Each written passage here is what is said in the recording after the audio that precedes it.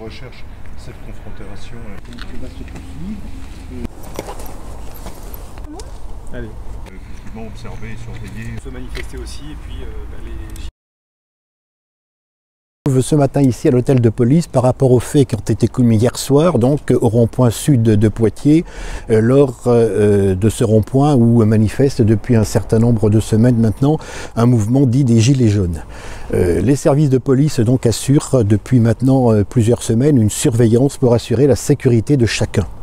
Et c'est dans ces conditions qu'un équipage de police se trouvait sur place avec 3 policiers à bord, un derrière, 2 devant, en position statique pour observer et sécuriser les lieux lorsque donc un individu que les policiers n'ont pas vu arriver, muni d'une barre de fer, s'est précipité par l'arrière du véhicule et a donné donc plusieurs coups à l'arrière du véhicule avant de se projeter vers l'avant et de commettre encore avec la barre de fer des dégradations au niveau donc de la vitre latérale droite.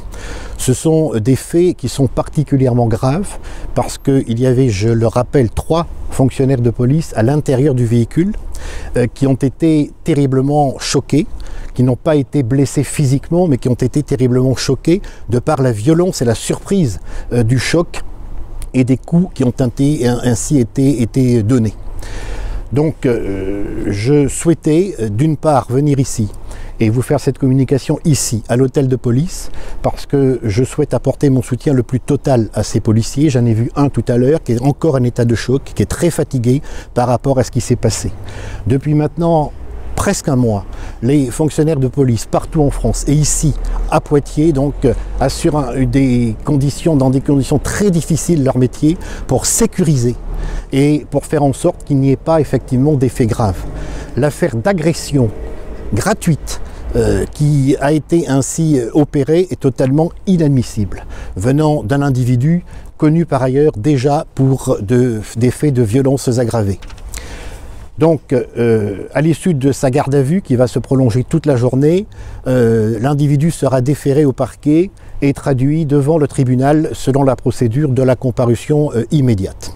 L'individu était porteur, effectivement, d'un gilet jaune et l'enquête qui s'ouvre devra déterminer donc dans quelles circonstances il a agi et s'il était donc sur place depuis longtemps ou pas. Et il y a malheureusement un second épisode, puisque lorsque la police et les renforts de police sont intervenus pour maîtriser l'individu, celui-ci donc s'en est pris aux forces de police et en commis donc également s'est rébellé au moment de son interpellation. Cette agression lâche et avec une intention volontaire de porter atteinte à l'intégrité physique des policiers et des effectifs de la police nationale est tout à fait inadmissible dans un contexte social dégradé où la police nationale contribue à la sécurité de tous dans des conditions très difficiles déjà depuis plusieurs semaines. En ce qui concerne les conditions d'interpellation, je dois souligner le sang-froid non seulement des 3 effectifs du véhicule dégradé qui ont pu intervenir à maîtriser l'individu avec l'aide de l'unité canine et l'intervention du chien, et donc qui a permis effectivement de mettre fin aux exactions de l'auteur de ces dégradations et de cette agression violente.